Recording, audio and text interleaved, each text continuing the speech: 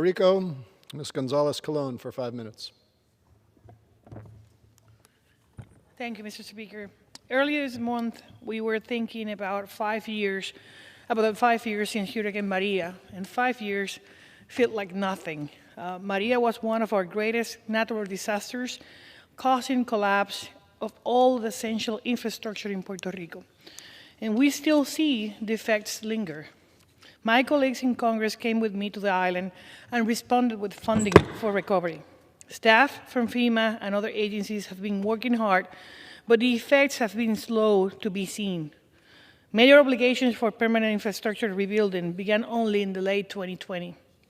And meanwhile, challenges continue. Earthquake, COVID, supply chain crisis, a power grid that remains unreliable, uncertainty about the continuity of Medicaid and nutritional assistance funds.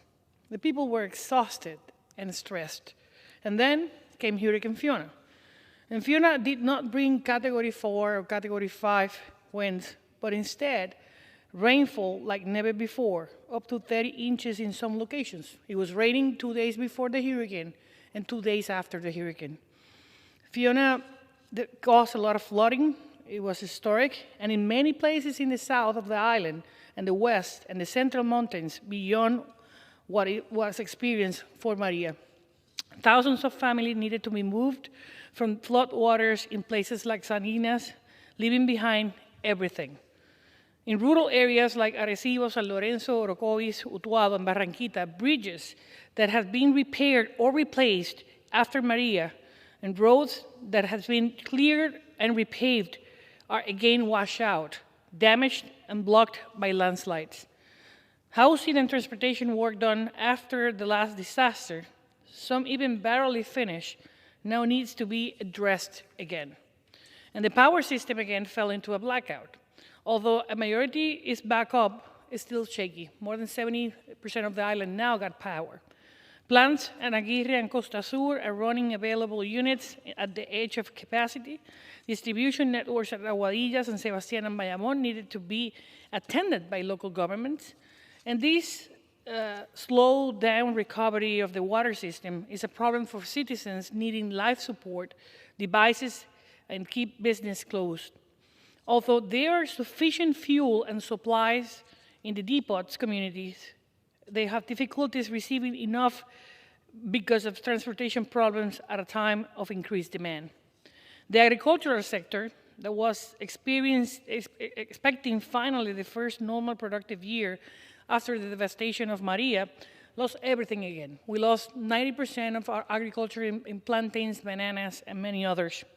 And back to square one. I mean, across the land, Lares, Patillas, Ay Bonito, Guánica, mostly small or family farms, now at risk of simply never coming back.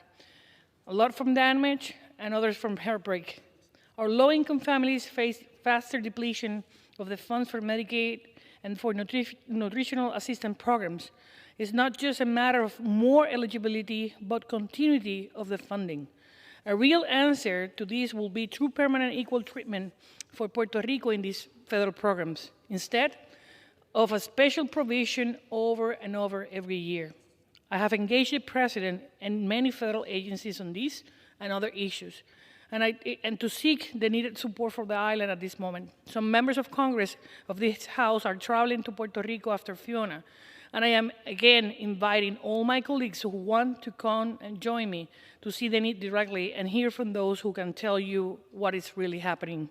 Today we watch Florida also face a major disaster. And knowing firsthand what that means, I keep the people of Florida in my heart. Take care and God bless and keep you in this time. I'm sure that both Florida and Puerto Rico, we will come back from this disaster. And as Americans, we must all stand together in our partisan way to make sure the rebuilding happens visibly and promptly. With that, thank you, and I yield back.